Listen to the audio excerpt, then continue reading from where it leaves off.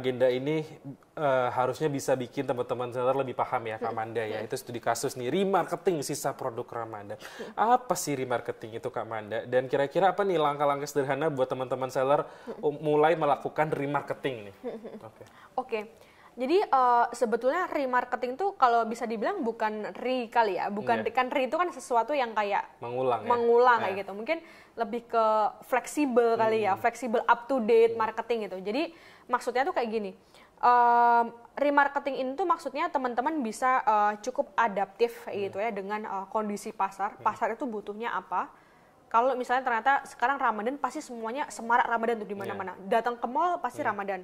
Beli ke Tokopedia cek pasti semuanya berhubungan dengan Ramadan gitu. Karena memang kita nyesuaiin dengan sekarang yang lagi hype-nya tinggi, yang lagi ngetren itu memang periode Ramadan gitu. Nah, remarketing itu maksudnya adalah setelah nanti Ramadannya udah nggak ada lagi nih gitu. Apakah kita tetap mau stay diem aja Ramadan, masih Ramadan ya udah ngelewat gitu kan. Atau teman-teman mau lebih adaptif dengan nanti kondisi pasar itu kayak gimana gitu. Nah, lebih adaptif itu dalam artian teman-teman bisa lebih paham gitu kondisi pasar setelah Ramadan itu seperti apa, supaya nanti produk yang teman-teman tawarin atau mungkin bahkan di level harga dan lain-lain itu tuh bisa sesuai dengan permintaan pasar gitu. Karena ya kita sama-sama tahu biasanya kalau misalnya Ramadan itu beberapa produk harganya naik kan ya, karena demand-nya juga naik gitu, kayak bahan pokok itu pasti naik kayak gitu. Nah mungkin ini yang juga perlu dievaluasi lagi gitu, setelah marketing demand-nya udah nggak ada, masa harganya masih tetap harus segini kayak gitu. Itu untuk mungkin beberapa case yang mungkin cukup sensitif dengan harga gitu. Atau misalnya biasanya jualan toko kue kayak gitu. Kalau Ramadan kita bikin parcel yang kemasan-kemasan untuk memang snack Ramadan gitu, snack Lebaran gitu.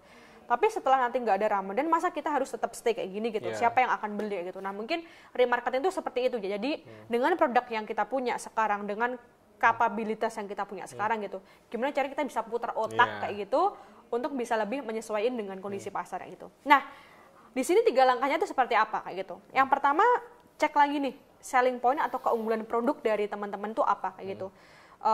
Apakah produknya tuh memang, contohnya kalau misalnya produk makanan tuh mungkin makanannya tuh sebenarnya bisa di repackage gitu ya, dikemas ulang yang value utamanya itu memang makanannya gitu. Kemasan itu cuma matter of berhubungan dengan ini event apa, ya udah kalau event Ramadan kita kemas dalam bentuk Ramadan, yang ini enggak kayak gitu.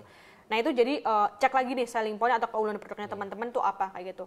Itu yang pertama. Terus yang kedua, evaluasi cara pemasaran produk selama Ramadan kayak gitu. Jadi selama Ramadan kemarin mungkin segala macam konten atau apapun tuh mungkin berhubungan dengan Ramadan vibe kayak gitu. Cuman setelah itu apakah masih melakukan hal yang sama? Mungkin targetingnya pun juga bisa berubah kayak gitu. Sekarang mungkin kita targetingnya karena Ramadan mungkin banyak ke teman-teman yang Muslim kayak gitu. Cuman nanti setelah Ramadan mungkin ini sangat general gitu pasarnya. Nggak hanya mungkin, karena kalau misalnya di luar itu mungkin lebih banyak market yang kita bisa tap kayak gitu kan. Itu yang kedua kayak gitu. Terus yang ketiga, sesuaikan strategi pemasaran produk agar lebih relevan kayak gitu. Jadi ini berhubungan dengan poin kedua kayak gitu. Jadi selama Ramadan pasti seluruh komunikasi ataupun seluruh strategi pemasaran itu berhubungan dengan Ramadan gitu. Harganya, kemudian diskonnya, kemudian cara produk-produk mana yang ditonjolin itu pasti berhubungan dengan Ramadan gitu. Kayak misalnya contoh, ada toko baju ya gitu. Toko baju jualan produknya tuh macam-macam gitu. Ada baju-baju yang mungkin emang khusus untuk bulan Ramadan, misalnya kayak pakaian-pakaian pasmina atau apa gitu. Mungkin memang selama Ramadan nggak apa-apa gitu. Ini kita boost kayak gitu selama bulan Ramadan gitu. Cuman setelah Ramadan, apakah sellingnya itu tetap sama gitu? Penjualan tetap sama, baju-baju pasmina pasti tetap naik? Kemungkinan kan nggak kayak gitu kan. Pasti ada level turunnya kayak gitu. Karena memang udah nggak zamannya lagi kayak gitu. Bukan periodenya lagi, periode Ramadan yang butuh pasmina gitu. Mungkin, nah itu yang bisa disesuaikan gitu. Nanti kebutuhan itu apa kayak gitu sih.